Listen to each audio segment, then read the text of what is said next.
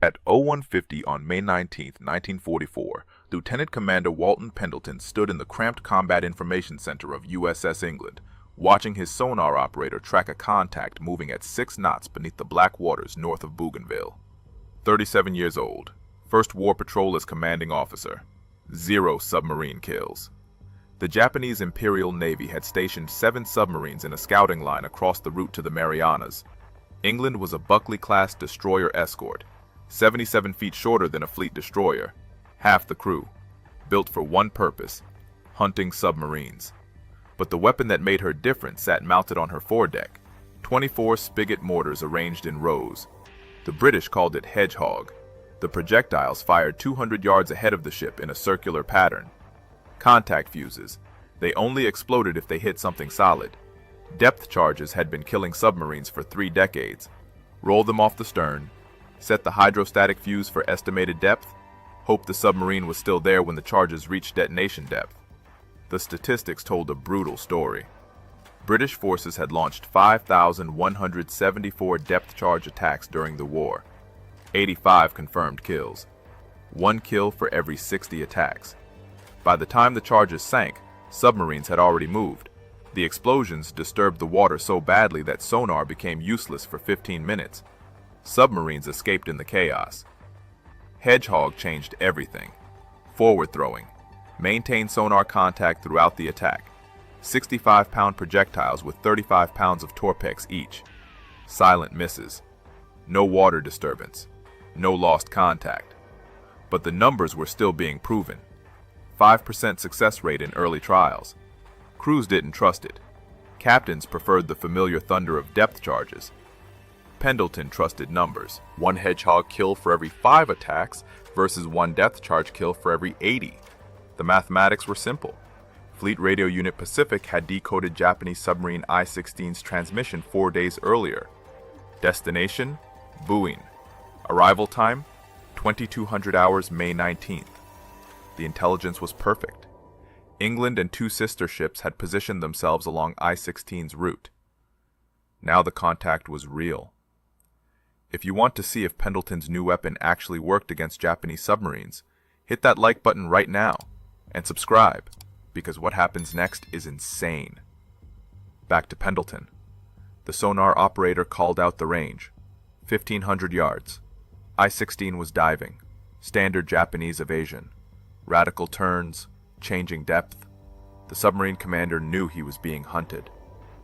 Pendleton ordered the first Hedgehog attack at 1341. 24 projectiles arced through the afternoon sky, splashed into the Pacific, sank at 23 feet per second. Silence. Miss. I-16 had turned. The second attack scored 1 hit at 130 feet. The explosion lifted England's bow. Not enough. Third attack missed. The fathometer revealed the problem. I-16 had gone deep, 325 feet. Deeper than Pendleton had estimated. Fourth attack. I-16 turned inside the pattern. Another miss. 1433. Fifth attack. 4 detonations. Then 6. A massive underwater explosion followed. The blast lifted England's stern clear out of the water, knocked sailors off their feet. 20 minutes later, debris began surfacing. Oil, wood, fabric. I-16 was gone. 107 men dead. But Fleet Radio Unit Pacific had decoded another message. 7 more Japanese submarines were stationed in a patrol line north of the Admiralty Islands, and England was sailing straight toward them. Commander Hamilton Haines received the decoded intelligence at Tulagi on May 20th. Japanese 7th Submarine Squadron had deployed 7 Type KO submarines along a line designated NA. The submarines were positioned at precise intervals from Truk Island to the waters west of Manus. RO-104, RO-105, RO-106, RO-108, RO-109, RO-112, RO-116. Each submarine carried 56 crew members. Their mission? Detect American carrier task forces moving toward the Marianas or Palau Islands. Admiral Soemu Toyota needed to know where the Americans would strike next. The submarines were his eyes. Haynes ordered England to join destroyer escorts George and Raby. 3 ships, 7 targets. The odds seemed impossible, but Pendleton had proven something in that first engagement with I-16. 5 Hedgehog attacks, 1 kill. 20% success rate.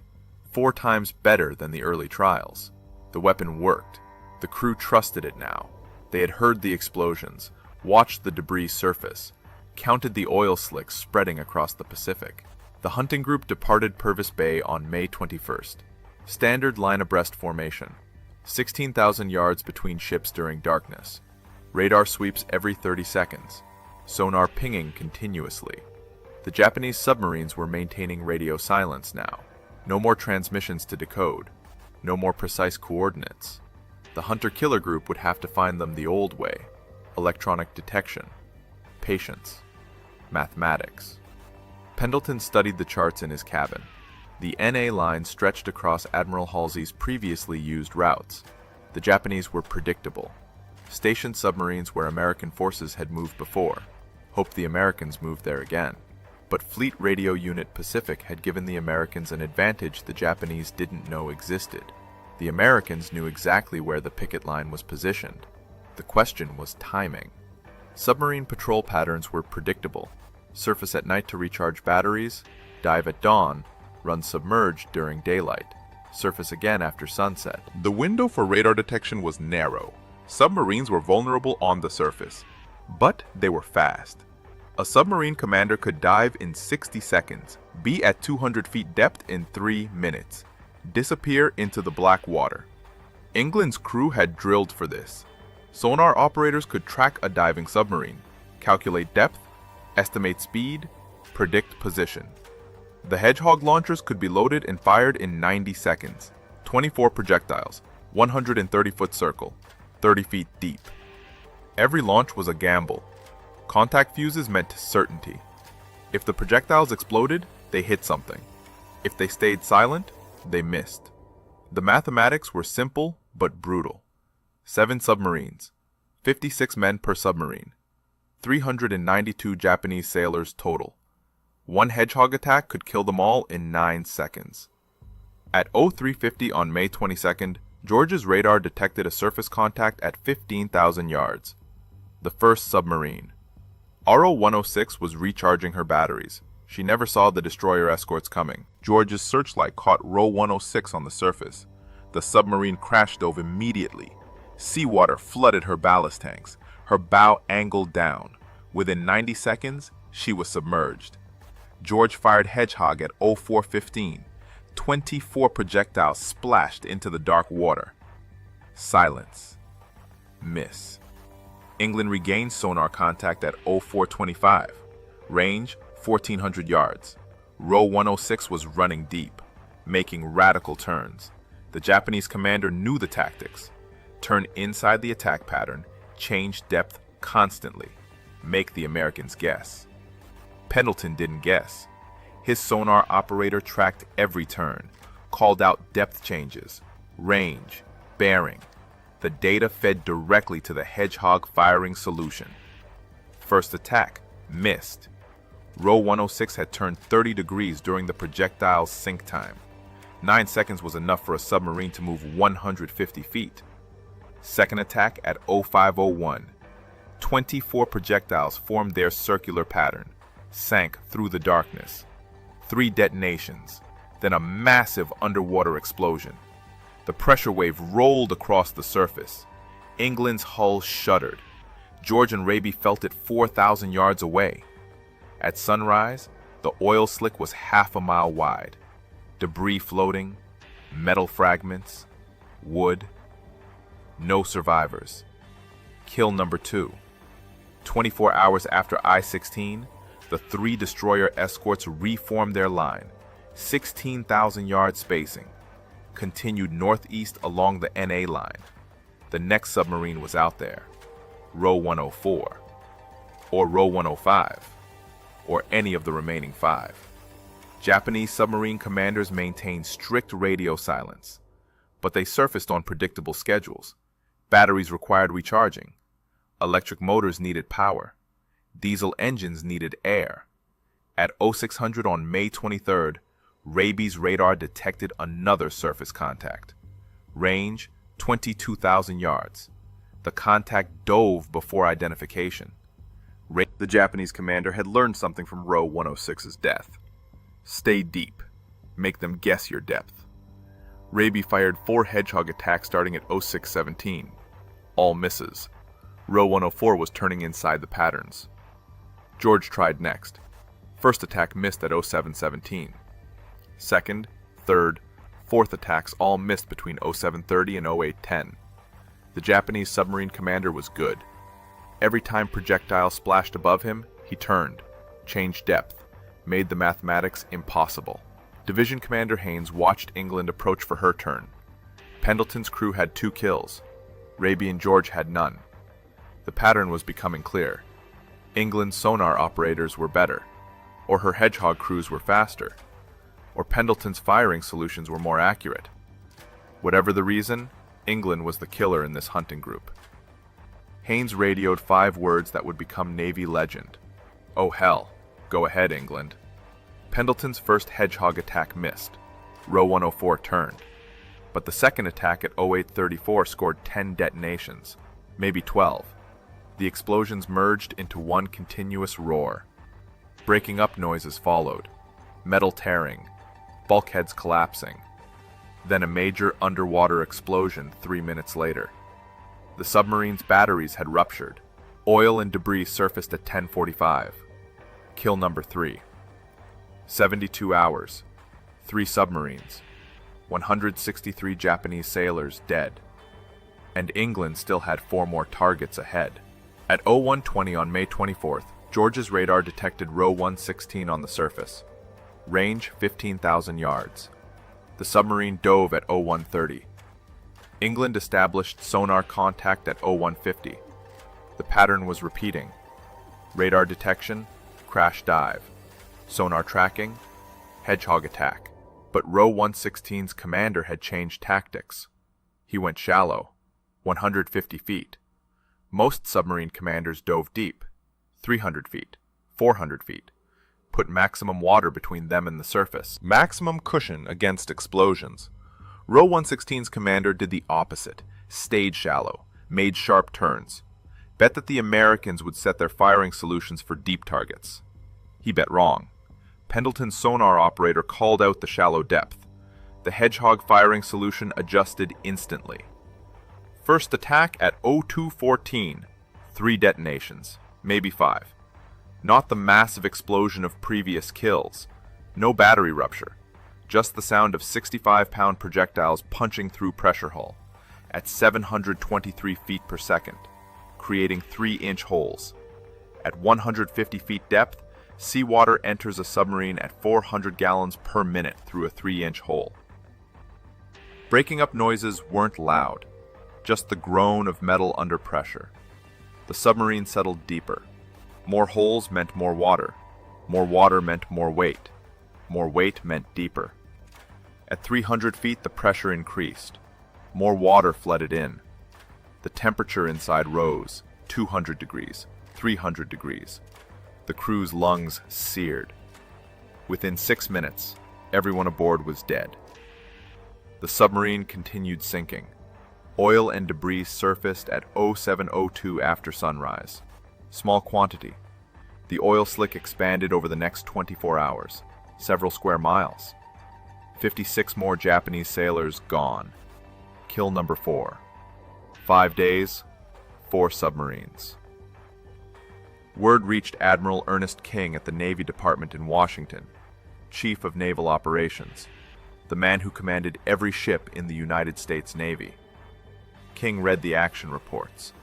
1 destroyer escort, 4 confirmed kills, 5 days.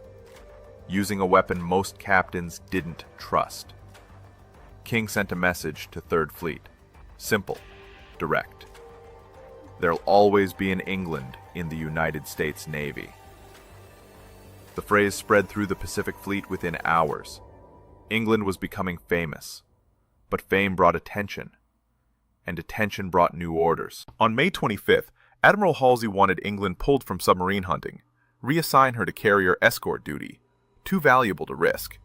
4 kills made her crew experienced. Experienced crews were rare. Protect the asset. Commander Haynes refused. 3 submarines remained on the NA line. Row 105, Row 108, Row 109. England had killed 4 in 5 days. The mathematics said she could kill the remaining 3 in 3 more days. Pull her now and the mission stayed incomplete. Japanese submarines would continue reporting American fleet movements. The intelligence advantage would be lost. Halsey agreed to one more patrol. At 23:03 on May 26th, Raby gained radar contact on Row 108 at 15,000 yards, 110 nautical miles northeast of Seadler Harbor. The submarine dove. England gained sonar contact at 1,650 yards. The Japanese commander made the same mistake as Row 116, stayed shallow, made radical turns, believed the Americans couldn't track him. Pendleton's crew had tracked 4 submarines before this one. They knew every evasion tactic, every depth change, every turn pattern. Raby vectored in for the kill but missed with Hedgehog. Division Commander Haynes gave the order again. Go ahead, England. 23:23. England commenced Hedgehog attack on Row 108. 4 projectiles hit. Maybe 6. The explosions came so close together they sounded like one. Row 108 broke apart immediately. No slow flooding, no gradual sinking. The pressure hull ruptured at multiple points simultaneously. The submarine imploded. 56 men died in less than 3 seconds. Faster than they could process what was happening. Kill number 5. 6 days, 5 submarines, 279 Japanese sailors dead. At Japanese Imperial Navy headquarters in Tokyo, Admiral Toyota reviewed the patrol reports. 7 submarines deployed to the NA line, 5 submarines missing. No distress calls, no emergency transmissions, just silence. 1 submarine every 24 hours. The pattern was obvious.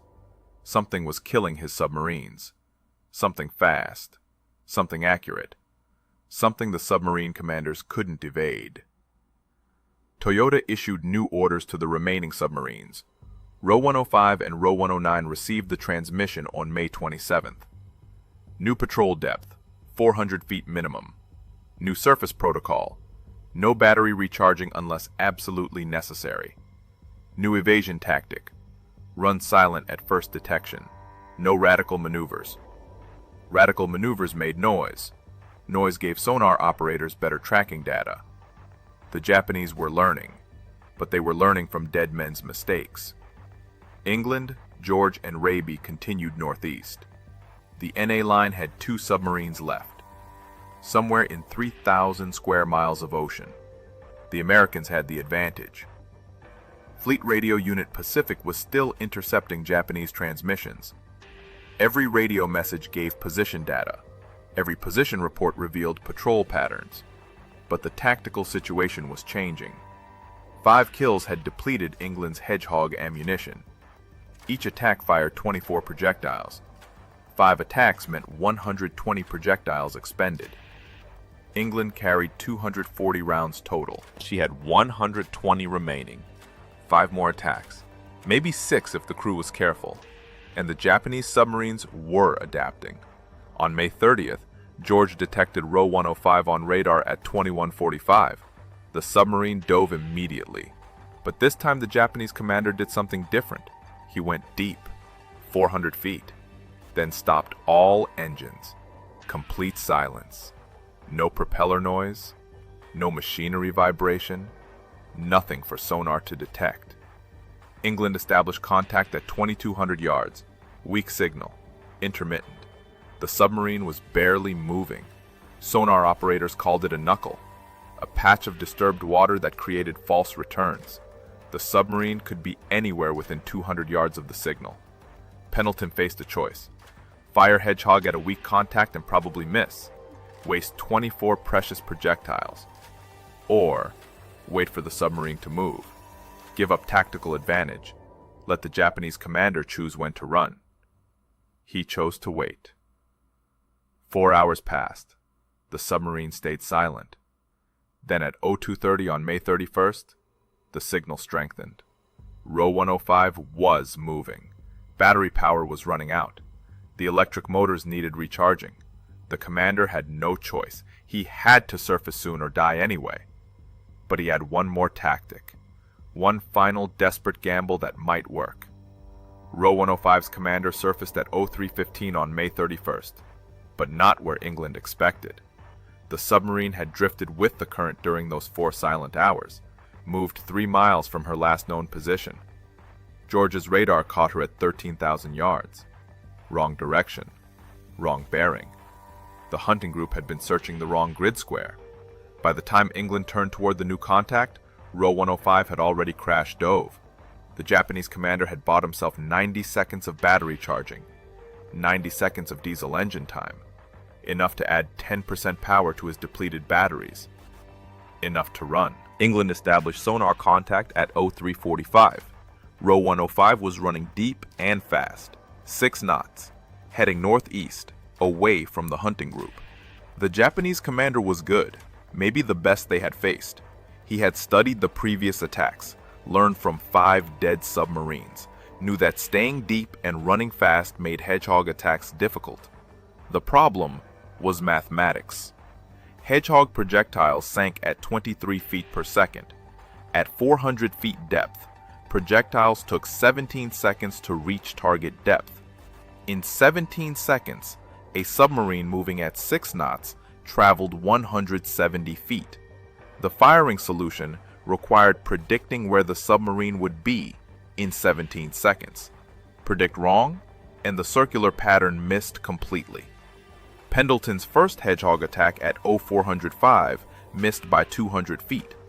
Row 105 had turned during the projectile's descent. Second attack at 0423 missed by 100 feet. Better prediction, but still wrong. The submarine was varying her speed. 6 knots, then 4 knots, then 6 knots again, making the mathematics impossible. England had fired 48 projectiles. 120 minus 48 equals 72 projectiles remaining. 3 more attacks. Maybe 3.5 if the crew loaded carefully. 3 more chances to kill Row 105 before the ammunition ran out. Division Commander Haynes watched from George. This engagement was different. The previous 5 submarines had died quickly. 2 attacks. 3 attacks maximum. Row 105 had survived 2 attacks, was heading toward a 3rd, maybe a 4th. The Japanese commander was winning the mathematics game. At 0447, Pendleton's sonar operator detected a pattern. Row 105 turned every 4 minutes. 30 degrees to port, then 30 degrees to starboard. Back and forth. The pattern was consistent, predictable. The Japanese commander thought he was being random, but humans aren't random. They fall into patterns. Pendleton adjusted the firing solution, predicted the turn, led the target by 200 feet. Third Hedgehog attack at 0508. 24 projectiles splashed into the Pacific, sank into darkness. 4 detonations, maybe 5. Not the massive explosion of previous kills. RO 105's pressure hull was breached, but not destroyed. The submarine continued moving, flooding, but not sinking. The Japanese commander was executing emergency procedures. Blow ballast tanks, surface, abandon ship, save the crew. But England's 4th attack at 0532 hit with 8 detonations. The submarine broke apart. Emergency blow stopped. The crew never reached the surface. Oil and debris appeared at 0615 after sunrise. Kill number 6.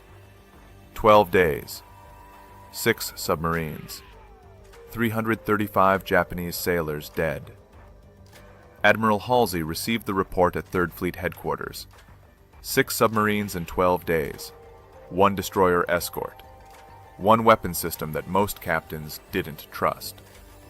The record was unprecedented, unmatched, impossible to believe. But 1 submarine remained. RO 109. Admiral Halsey issued new orders on June 1st. Pull England from submarine hunting immediately. 6 kills was enough. The destroyer escort had proven the Hedgehog system. proven it beyond any doubt. Every destroyer escort in the Pacific Fleet would receive updated training, updated tactics, updated firing solutions based on England's action reports.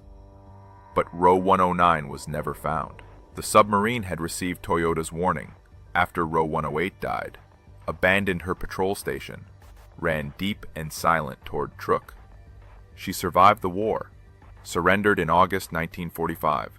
Her crew learned about the NA Line massacre months later, learned that 6 of their sister submarines had been destroyed in 12 days by one ship, using a weapon they had never heard of. The Presidential Unit Citation arrived in July, one of only 3 destroyer escorts to receive the honor during the entire war. The citation read simply, "For extraordinary heroism in action against enemy Japanese submarines." The words didn't capture what England's crew had accomplished. The mathematics did.